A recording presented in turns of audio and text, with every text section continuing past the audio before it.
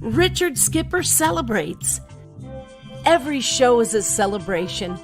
Each show, Richard delivers the artists you love, showcasing what makes them unique. Never gossipy. The antidote to a sometimes hectic world. Now, here's your host, Richard Skipper.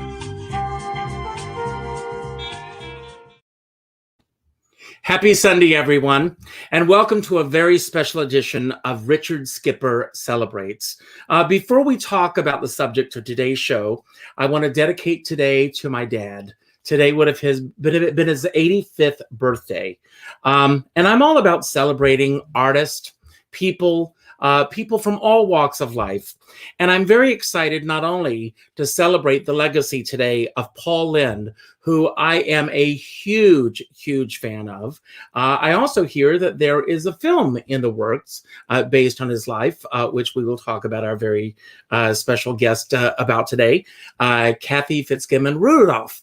She happened to know Paul Lynde on an intimate level.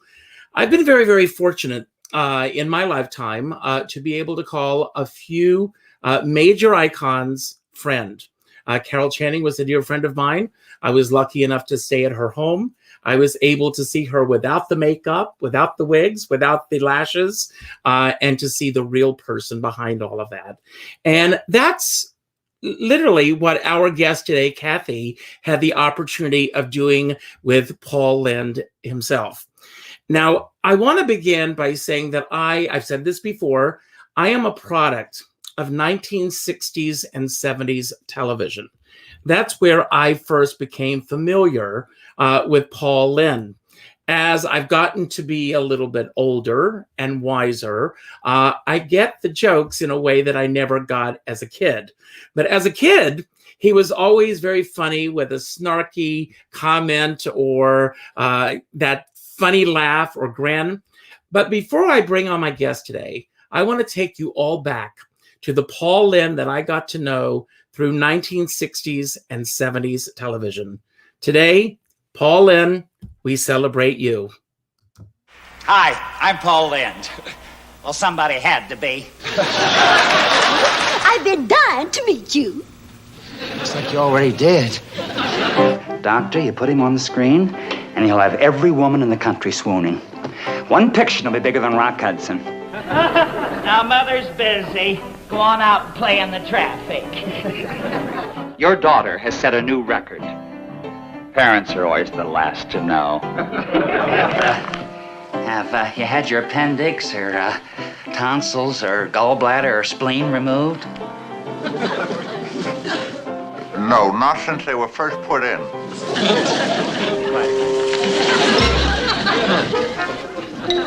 Oh, my goodness.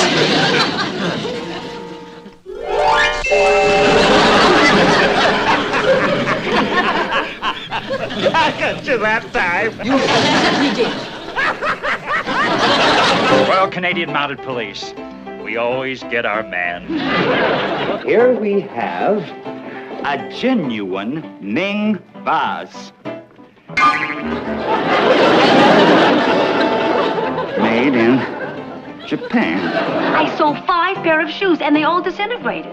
I don't understand. I only deal with the most reputable bankrupt companies. But I thought you told me you already spoke for. Oh, I just say that to keep the girls from fighting over me. They don't call me Love Bug for nothing. I know a discotheque that's real snazzy. Well, they do just about anything there. Where's your Christmas spirit? Rudolph the Red-Nosed Reindeer's back on the sauce. You better believe it, Buster. Why, you must be The Canoga Twins. I'm Billy. And I'm Buzzy. We're here to claim the Canoga estate. Daddy would have wanted it that way. The estate is mine. I am the widow Canoga. There she is, Buzzy.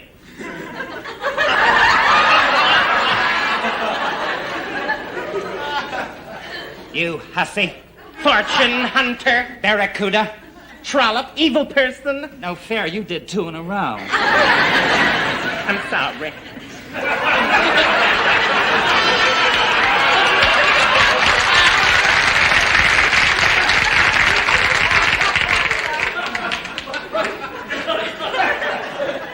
tacky dresser.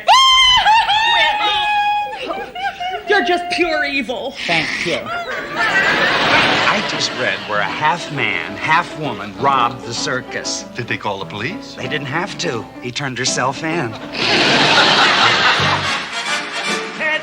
I don't know what's wrong with these kids today. Kids who can understand anything they say. Kids, they are disobedient, disrespectful oafs. Noisy, crazy, sloppy, lazy, loafers. I'll roll this up in kids. I didn't know what puberty was till I almost passed it. Go to a cemetery, that's where you ought to play. What's the matter with kids today? Just who's responsible for this? Cute Dolly Marie, real cute.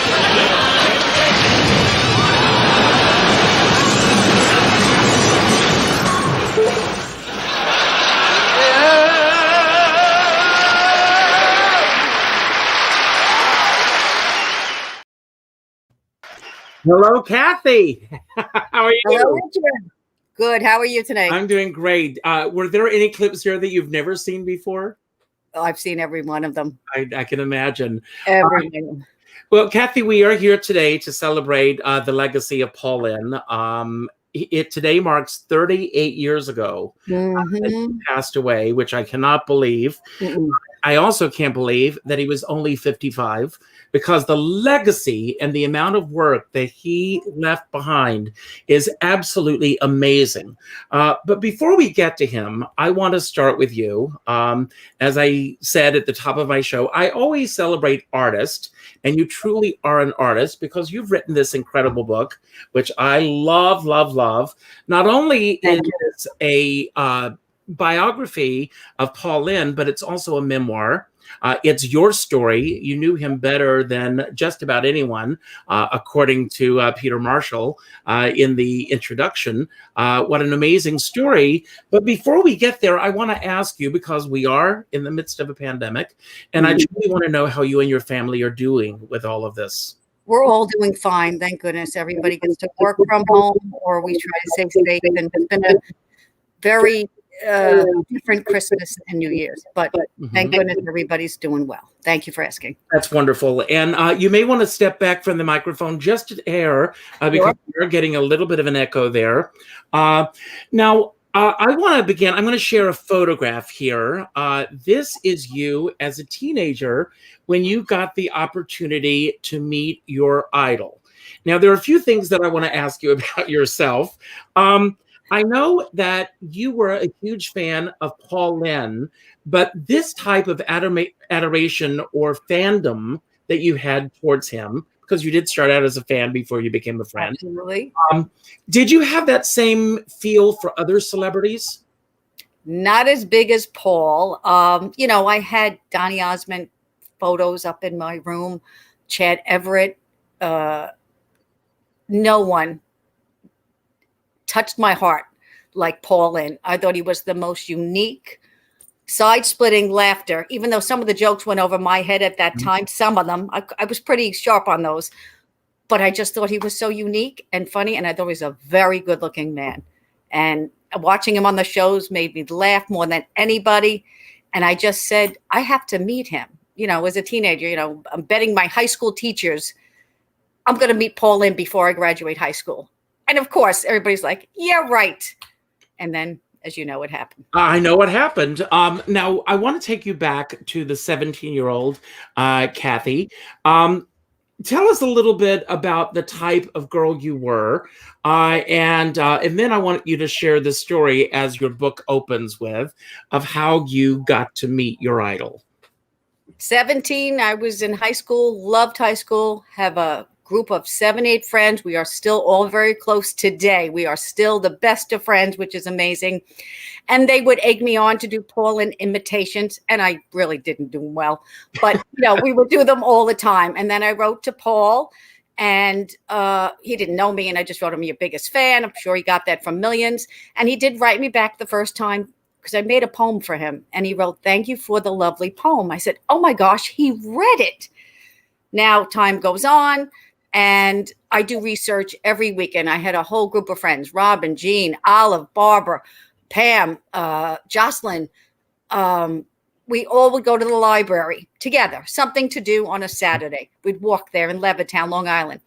And I was doing research, as I always did, on Paul Lynde. I'd just find anything about him, magazines, anything. I had a scrapbook. And I came across a book of Broadway stars. It was a reference book. I couldn't take it out of the library. And I'm reading it, and it said Paul Lynde's business manager's phone number.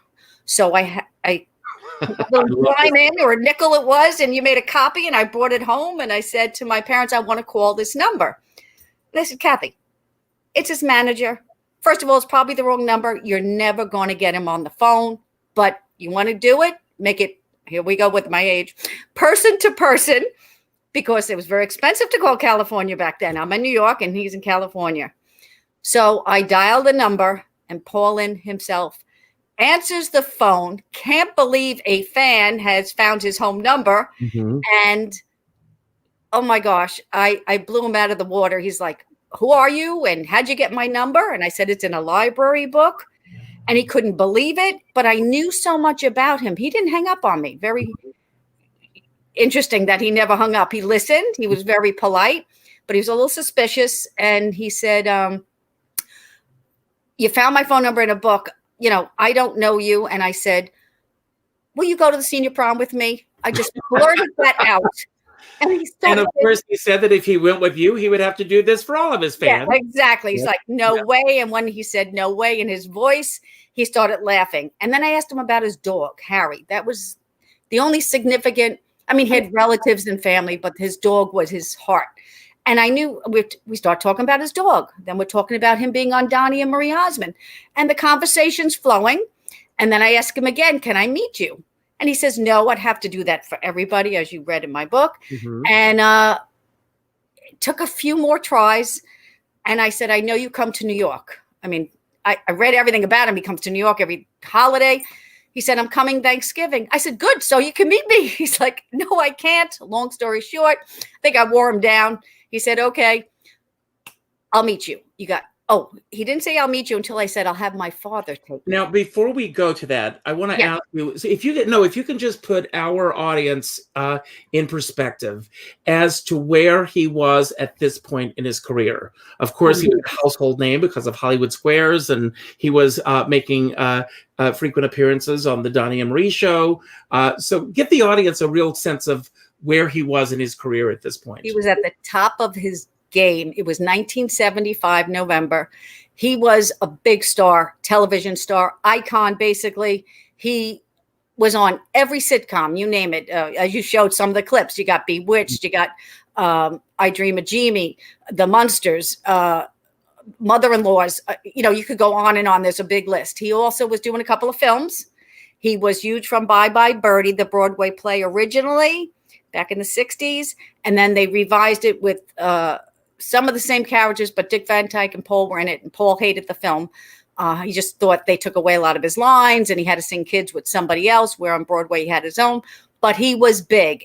Every day his phone was ringing for him to be on some show, and he probably said yes to all of them. Paul was a really yes man. I'll do it. And he was huge, very, very successful, and very famous at that point. He had won the America's Best Comedian, and about three other. He had a couple of Emmys from Hollywood Squares. He was big. So here I am, on the phone, coaxing him to meet me. And he finally said, when my father would take me, he said, okay, I'll meet you. I'll be at the Pierre Hotel. I'm going to call you. Before we go there, sorry. Since you bring up his film career, I want to show a few highlights of his film career. And then we will come back and we will go to the next step with what happened. Sure. Kids!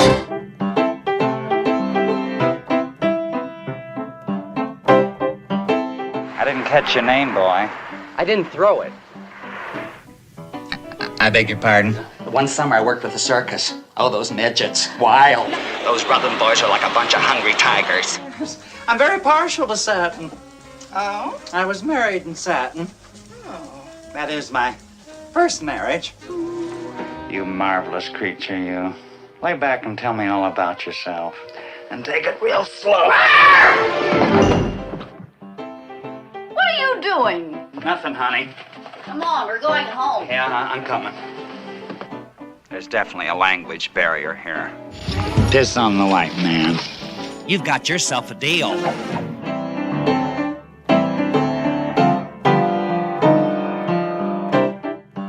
My horoscope said I should put my best foot forward. Foot? Right. Only the foot. Oh, perfect. You'll hear from us. Next. I got one out. The ball is still going up. Up. Out of the stadium. I think it's going into orbit. You dare defy your mother? It's my hair. Not till you're 21. Ed, I love you. As you can see, we suggest the entire family all go out and select the final resting place together. The kids love it. They have a ball. You really enjoy your work, don't you? Sure do. I wouldn't want to do anything else. I like people. Oh, shit. Nurse Ton, call maintenance. I have sperm all over my desk again. Do you want an Indian wrestle? Oh, perfect. I'll save the next dance for you. Where you been living, in a cave?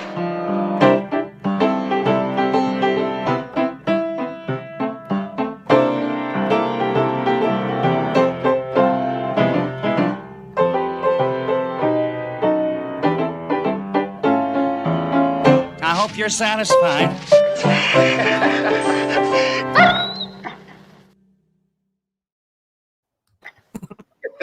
Wow. That was great. Really nice highlights. Thank there. you. Well, I want to thank Charles Pennington, who puts these together for me. So he agreed. He's staying at his hotel of choice whenever he was in New York. That was the Pierre. Yep. He agreed to meet you. And because of your age, your father went with you.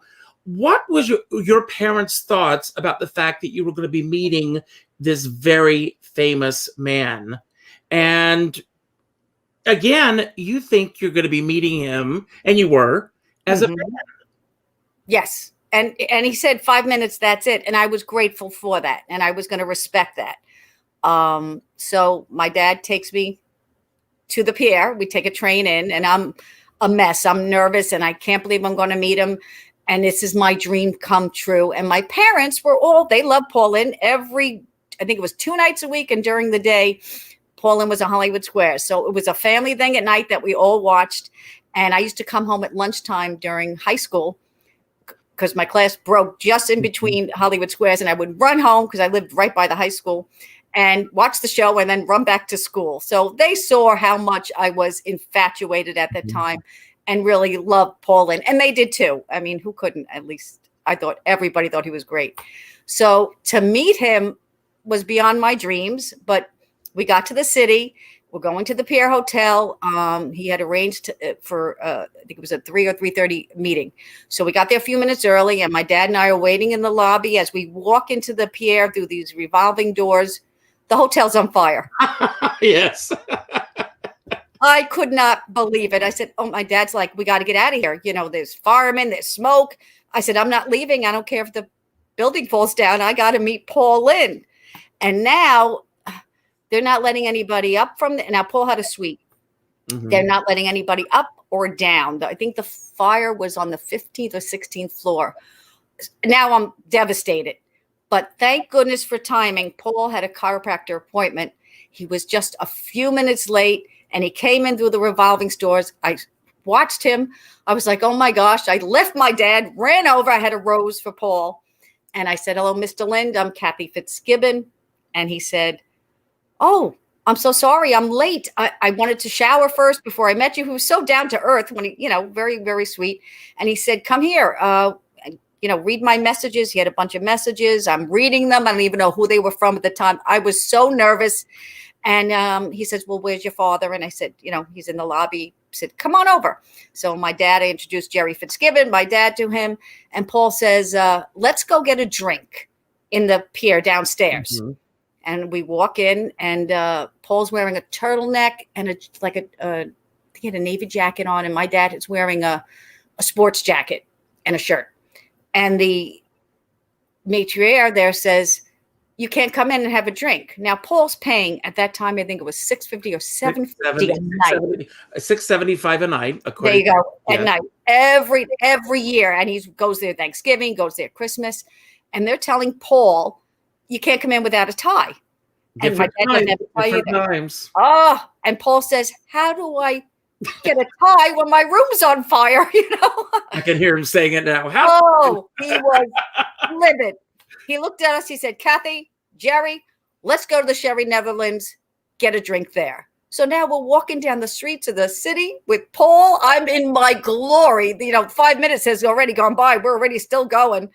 And we got to the Sherry Netherlands, and he took the rose I gave him, and he asked the waiter for a vase. How touching. My father always remembers that. My father's 90 years old, and we still do a lot of stuff together about Paul. So he's very, very part of this story. Right. Beautiful. Wow. Yeah. I want to read a comment that I've got here. This is from Christopher Reardon. And he says, I worked with Paul in the film The Glass Bottom Boat. Admittedly, I had been warned of all sorts of possible problems that might occur. In actuality, I found Mr. Lynde to be the most professional in every way. There was not a single problem with the man. He was a gentleman in every respect. He kept the entire cast in stitches between every take, and it turned out to be the most delightful experience. So, Christopher, thank you for sharing this with us. Wonderful. Yes, that's good to know. And Paul could be difficult. He was a professional, but at times. But if he liked everything going well, it went well. And he usually knew everybody's lines better than anybody else. He was a true consummate professional. Now, I love the fact that when you sat down and he, first of all, asked you what you wanted to do with your life, and you told him that you wanted to be a writer. Mm-hmm. And then he turned to your father and said, what does she really want from me? Yep. And my dad said nothing. She's just a devoted fan. And then you saw Paul relax because he doesn't know you're after something. You want to find out something. I mean, it's very hard, as you know, in the field. Mm-hmm. Do people want you? And are they there for you? Are they there because you're famous? Or they're trying to get something out of you? Or you got money? You don't know. So that put him at ease. And that meeting went on for over 2 hours. Paul, the 5 minutes that he had allotted for you went on for 2 hours. 2 hours. In the evening, he said, I want to stay in touch. He promised the photo, which was that Polaroid that you just showed. And on the back, he wrote to Cathy, our afternoon at the Sherry. And then he had another paper while we were waiting for the picture to develop. Boy, the ages that we are here, right? And as it was developing, he hands me another paper. And he says, I have guests coming up. I have to go. And that's the only reason. I think if you didn't have guests, we would have still sat there. But we talked about everything. And it was a really nice, we just, as my dad says, it was like two old friends talking. We just clicked. And then he hands me a paper. And I said, what is this? And he says, that's my home address. I want you to come see me in California. Well, talk about your dream just going more and more and more. And of course, I ended up going to his house in California and had many good times with him. That was a very special day. It was November 24th, 1975 that we met. And we were friends till he passed away, unfortunately. Now, I know that you talk in the book about going out to see him and everything. And the way that he interacted with you, the thing that I take away are these kisses that you both shared. And knowing the history that I know about who he was and what he was all about at that time, were you at all naive about his sexuality, or you were completely in the dark about it? I didn't know. I mean, I had a lot of friends that we hung out, Bill Keel, Frank, there's a whole bunch of friends, Margot, and everybody would be like, he might be gay. And I said, no way. Of course, I didn't want him to be gay. I liked him. I didn't care later on, but right then and there, that was not true to me.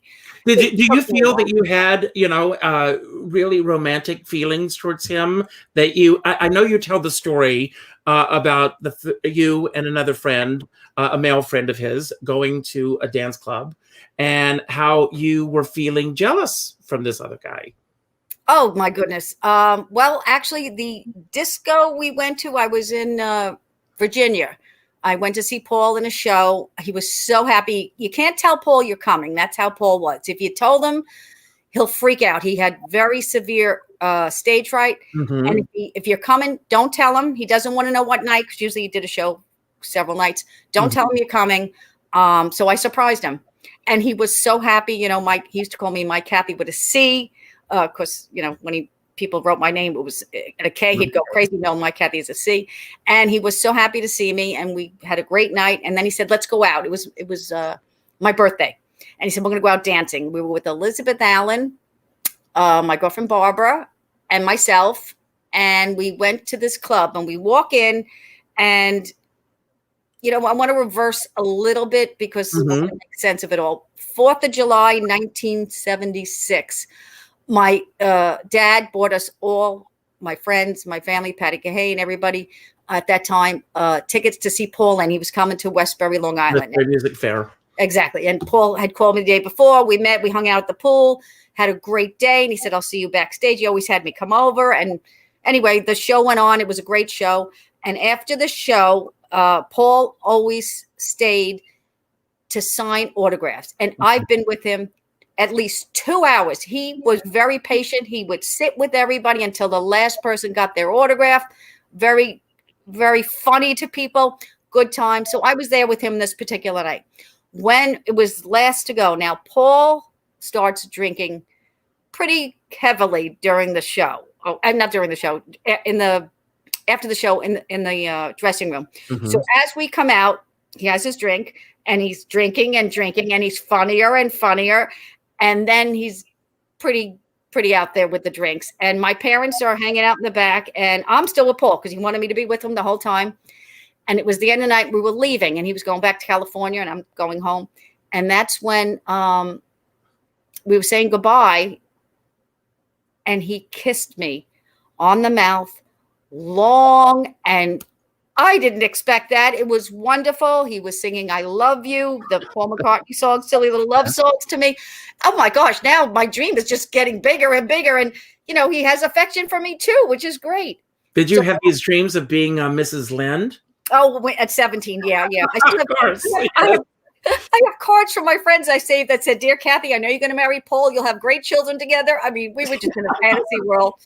So after that kiss, I thought for sure he had special feelings for me as I did. Meanwhile, my mother's screaming in the background to my dad, Jerry, get him off her. She didn't want this older man kissing me. And my dad was cool with it. He said, let her have her moment. You know, anyway, so now we'll go. Did your father know? Pardon? Did your father know? He said he wasn't sure. Okay. But when we went to the pier another time, there was a gentleman there. My father didn't tell me this until years later.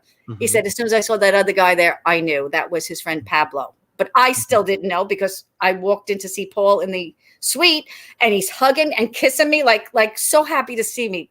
Very affectionate.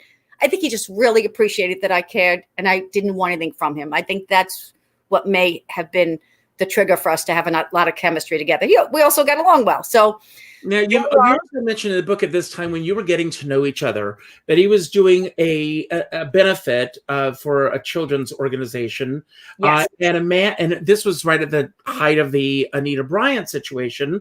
And a reporter actually asked him what his thoughts were on Anita Bryant. And then you can run with this story. Sure. Well, we were at a kids' benefit, and the reporter at first said to Paul, can I interview you about the benefit? And Paul said, sure.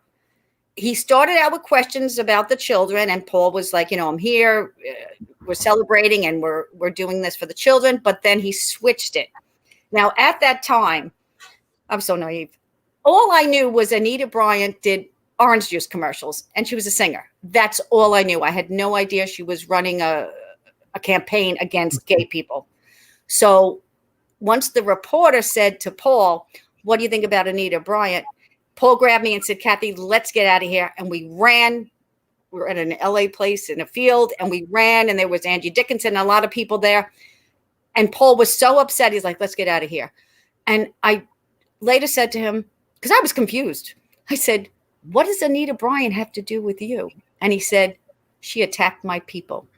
Well, the red flag. That sentence jumped out at me like a brick falling on my head, because I am thinking, it was a different time, obviously, that he would be that open about who he was. I know you were forgive me, a child at this point. And I would think probably a sheltered child, who had not had any exposure to this, but was he open with other people about who he was as regarding his sexuality?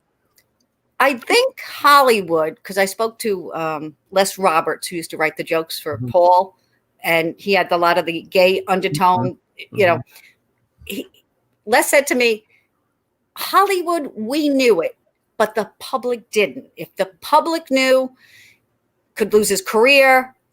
Hollywood at that time kept secrets. You had your private life. People didn't do what they do these days and just try to, get into your personal life and maybe make things terrible for you. But at that time, there was a respect, I think, for the journalist. So I was naive, and now I'm getting a little bit older. Now I'm, when I'm in California, I think I was guessing 21 maybe. And that's, around 20s. I can't remember the exact age. But when I went to that disco with Paul, he walked in with me arm in arm. He always made me feel like the star. And we'd walk in and I saw all these men, my girlfriend's with me, and we're looking at each other like, okay, this is a little different. I've never been to a gay club. The Nutcracker, I think it was called. Great name. And we were dancing, all night, just me and Paul, and slow dancing. And I'm on cloud nine. A few men came over. They tried to cut in. Now, I don't know if they're cutting in for me or Paul, but Paul would be like, I'd like to think both. Yeah. Meanwhile, we have a waiter who is treating Paul like king. If I wanted to drink Paul, Elizabeth Allen, my girlfriend Barbara, in 2 seconds. I mean, Paul was king there. And it's the end of the night, and they did the Donna Summer's Last Dance, and Paul and I are dancing cheek to cheek. Now, it's my birthday this night. And I think I was 19 that night. Okay, just came back to me. And I'm thinking, Paul likes to go out. I know he's a big party. And I wonder where we're going to go after hours. And I'm in my glory. It's probably about, I guess, 2:00 in the morning. They're closing it, or 1:00, whenever they closed the bars back then. And we're getting ready to leave. And I look at Paul, and he looks at me and he says, okay, Cathy, I'll see you tomorrow. And I thought, what? And he walked out with our waiter. That was it. Then I knew for sure that. So, did that moment change the dynamics of your relationship? I was angry. I was a little angry, a little hurt. And I went home. I stayed at a hotel that night with my girlfriend. And I was just sulking over it. I was very upset. I just was confused. And the next day, Paul had a show. I was meeting him again backstage. And now, the audacity of me, I think of it back now. I'm walking around with my nose in the air in front of Paul. He knows I'm pissed. I know. He knows. And he's joking with everybody. We're in a room with all the cast and we're hanging out. And in the middle of it, he says, last night, the waiter stole my watch. And I know my Cathy would have never done that. Hit my heart. That's all he had to say. We're back to being the best of friends. I accepted who he was. I got it. But he still liked me and I still liked him. And I was okay. Now, I want to give everyone a little bit of Paul's history. But before we go there, I want to ask you, the details that you cover in this book are so amazing. Did you keep journals? Did you keep a diary? Yeah. So all of that, all during this time, you were keeping this track. Did you ever think, I know that you told Paul the first time you met him that you wanted to be a writer. Were you thinking that someday you would write a book about him? Never thought it would be about Paul Lynde. Always wanted to write. When I was in high school, my teachers wrote in my yearbook, we know we'll see published one day. I wrote stories. They would read them. They found them very good. And never. I knew I had a great story with me and Paul, but I didn't know if it could be a book. And then I found Paul's relatives, and I talked to them about it. And they were the very first ones, and I think to this day, maybe the only ones who ever gave an interview about Paul and his life. And that started it. And then the next thing you know, I have Kaye Ballard giving me an interview. Peter Marshall, wonderful man who also gave me a forward to the book. Yes. Then, Cloris Leachman. Then I have Paul's friend Jan Form. It just rolled and rolled and rolled. So I made it my story with Paul on a personal level, how I saw Paul, how we had our times together, and then his life story from when he was a little boy growing up in a prison, and his dad was a sheriff, and his whole life story, his career, and it ended up. But let me ask you, I mean, there have been other books that have been written about Paul Lynde, and, some of them may be factual, some of them may not be factual. And you knew him personally. You knew him on a personal basis. What is the biggest misconception that people have about Paul Lynde now? Misconception. Some people say he died of AIDS. He did not die of AIDS. I get that all the time. Some people tell me he wasn't gay, and they can't believe he was gay to this day. And I say, well, yes, he was. So that is true. He was gay. A lot of people knew that. Some didn't. And he has a reputation. When Paul drank too much, it depends on his mood and who he's with. I never got his backlash or anything, but he could be very vicious. He was kind of bitter about, I guess, being stuck on a game show forever, almost 15 Well, years. let's go back for just a moment, because there is a very specific story that I want to touch upon a little later that was soul crushing towards the end of his life, and that was with Northwestern University, and you know which story I'm talking about. But when he really had aspirations to be a serious actor. And he did serious theater. He was in Streetcar Named Desire. He did other things. But the onstage persona that we came to know, both from television, Hollywood Squares, and film, that came as a result of his stand-up comedy routine.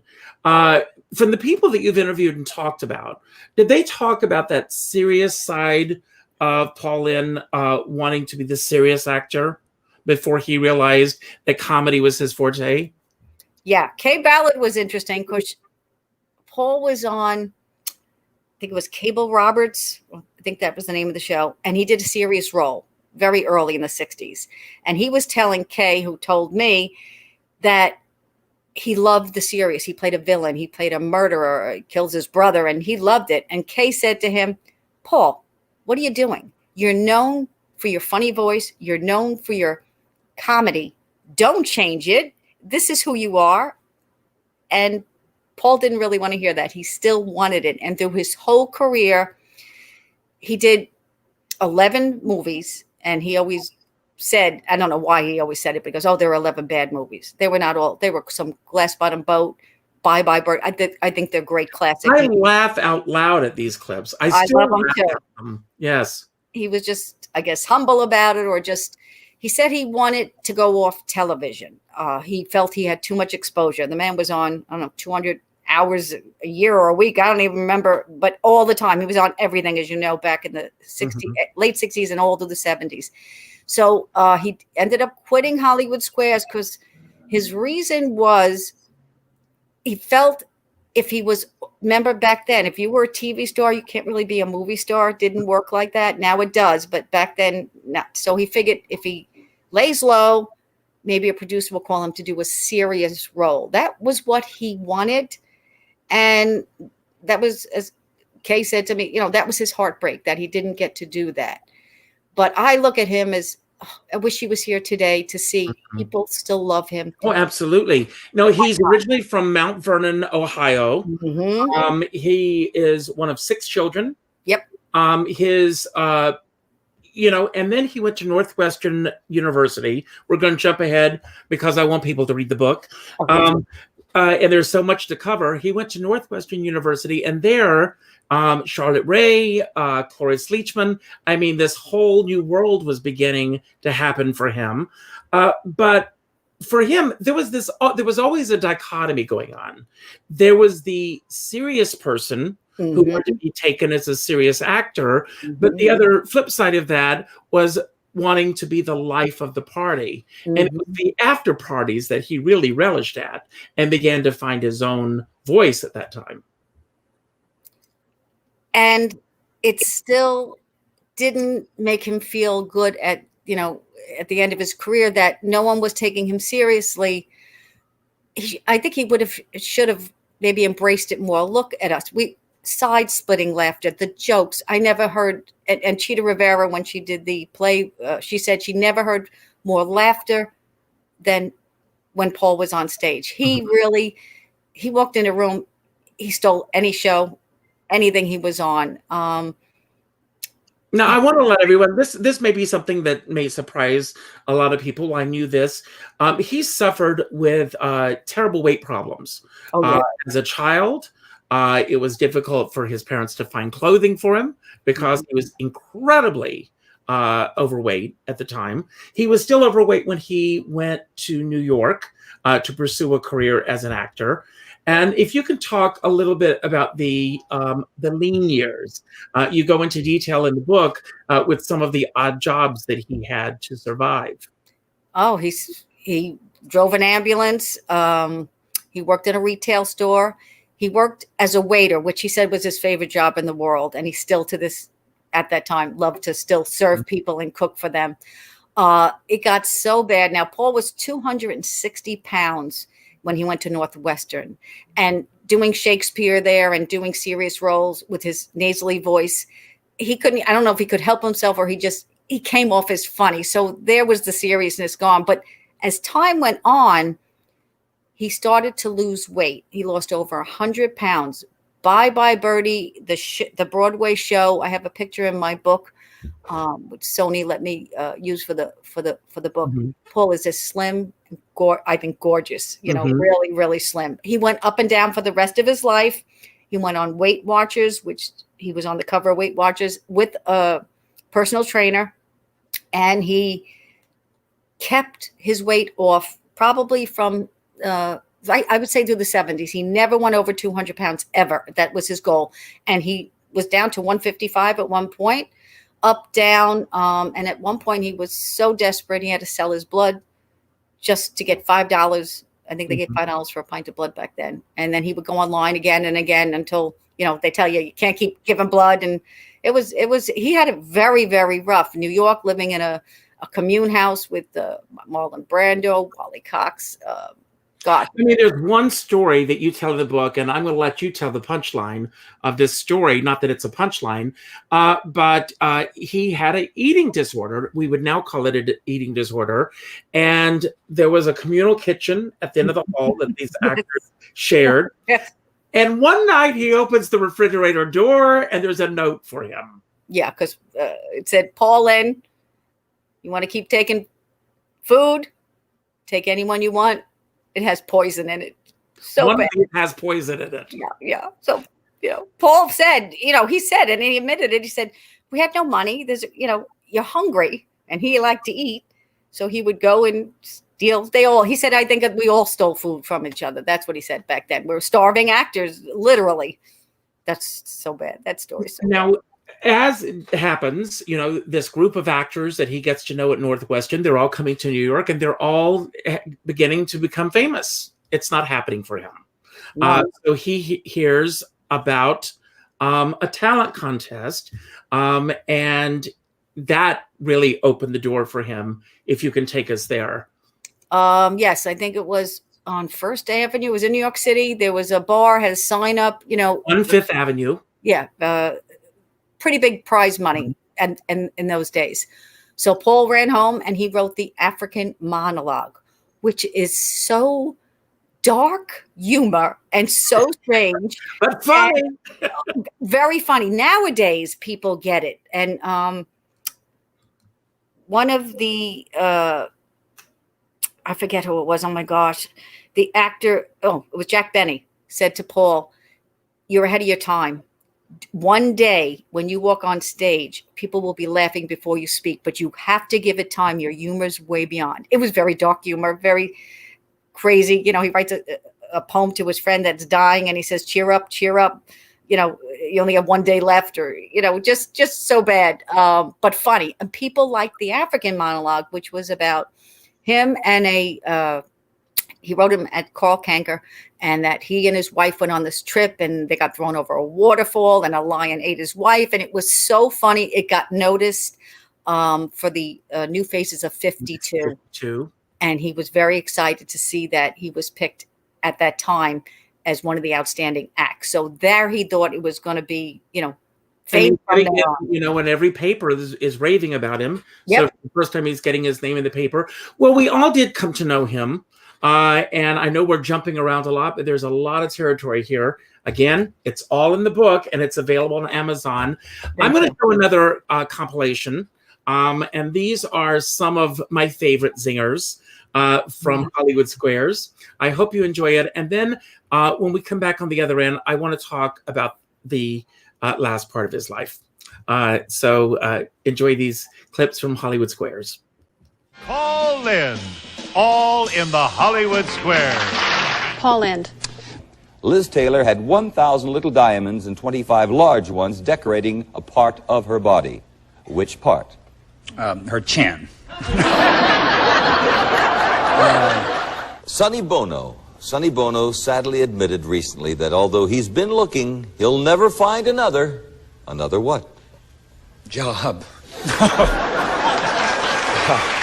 According to the famous story, who did Narcissus eventually fall in love with?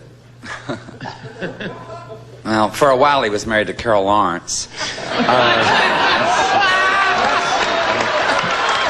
Was Snow White a blonde or a brunette? Snow White, was she a blonde or a brunette? Only Walt Disney knew for sure. According to French chef Julia Child, how much is a pinch? It's just enough to turn her on. Do we know, Paul, of anyone who ate over 1,200 baked beans in a half hour? That may explain what happened to Amelia Earhart. True or false, research indicates that Christopher Columbus liked to wear bloomers and long stockings. Well, it's not easy to sign a crew up for 6 months. True or false? There is a new birth control dog food on the market. Yes, it's good for girls on a budget. And he has a new book out, Liberace has, called The Things I... Oh, put in my hair. When is it a good idea to put your pantyhose in the microwave oven for about 2 minutes? When your house is surrounded by the police. True or false? Anne Margaret reached 30 this year. Just when she inhales. What should you call the group of dancers in a ballet? Silly savages. Does Raquel Welch like milkshakes? She doesn't have much choice, does she? What's the main thing we get from Honduras? You got it too. From what animal do you get your silk blouses? From what animal do you get your silk blouses? An animal to you, Peter, but kind and generous to me. In what state was Abraham Lincoln born? In what state? Mm-hmm. Well, like all of us, naked and screaming. President Nixon recently told Time magazine that he doesn't have something in the bedrooms of any of the places he lives. What doesn't he have in the bedroom? Fun. According to the Constitution, Paul, what's the proper term for our form of government? At the moment, shaky. Or will you accept?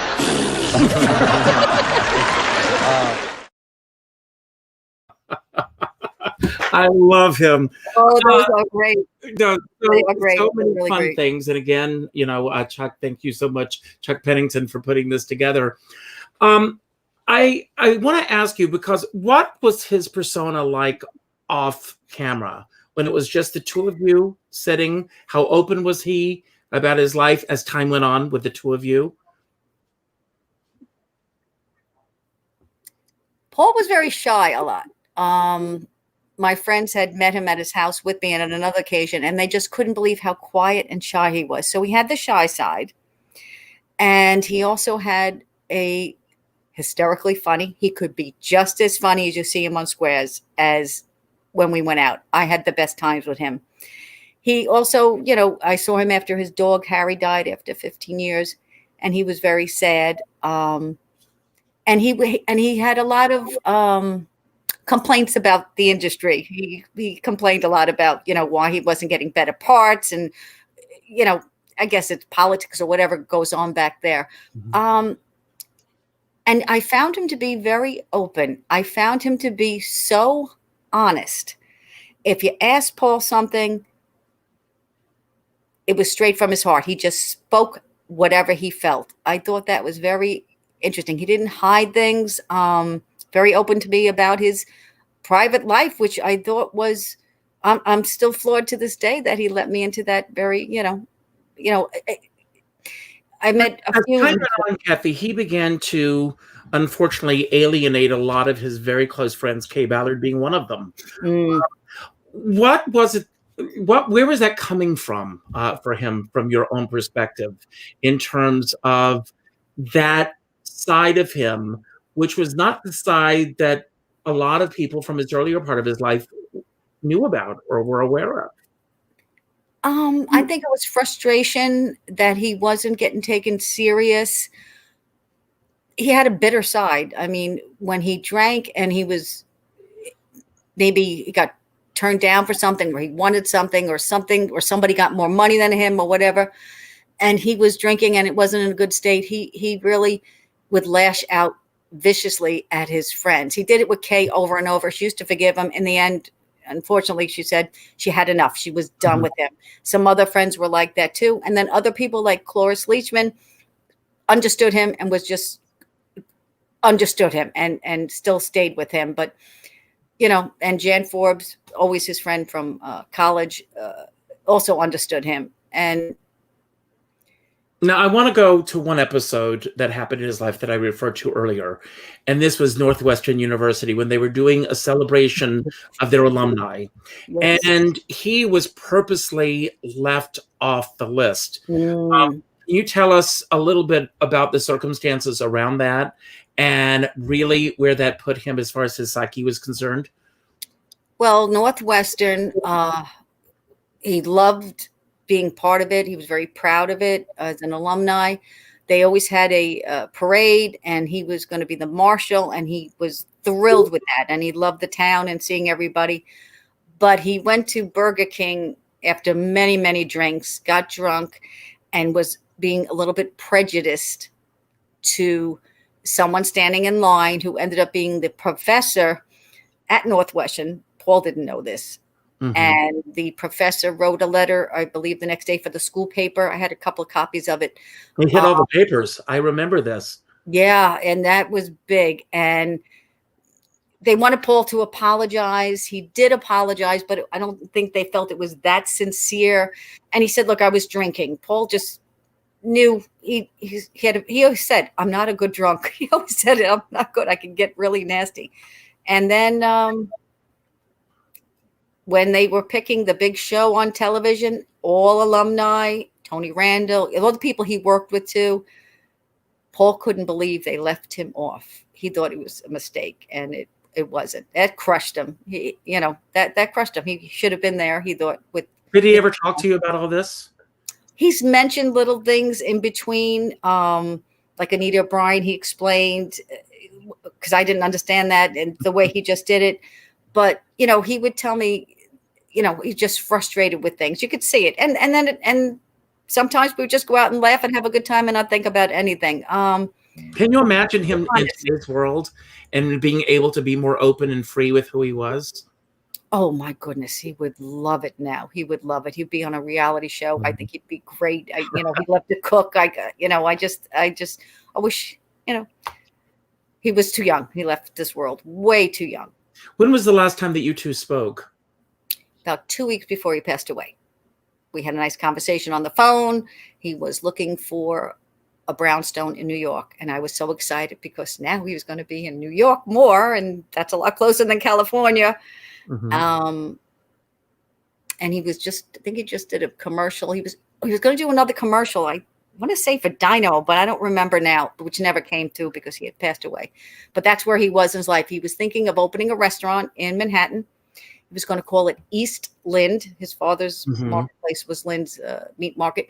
And he said he'd come there and he could have dinner if he felt like coming in and talking to, which he loved talking to his fans. And he said he could do that. And that was his next step in life, and still keep his house in California because he wanted to still make movies. He never gave up on that.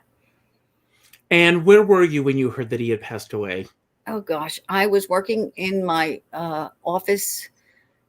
My girlfriend, Robin, called me up. It was probably around 8:30 a.m. New York time. And I was sitting at my desk and my phone rang, and it was my friend, Robin. She said, Cathy, I just heard on the radio that Paul Lynde died. I said, that's not true. And I hung up. I could not believe it. A few minutes later, the phone rang again. It was my mother. And as soon as I heard her voice, I knew it was true. That was devastating. So I hung up, still didn't want to believe it. And I called Paul's house. Now there's a 3-hour difference. So I'm like, afraid I'm going to wake him up at 6:30 in the morning or whatever time it was then. And then half afraid that he wasn't going to answer.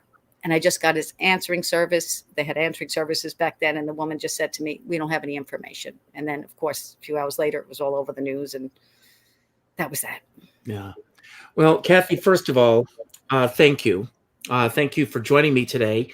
Thank you for being that 17-year-old child wanting to meet her idol, because it's given us a wonderful insight into his life. I do have one question that I want to ask you before we do end. You call the book His Life, His Loves, and His Laughter.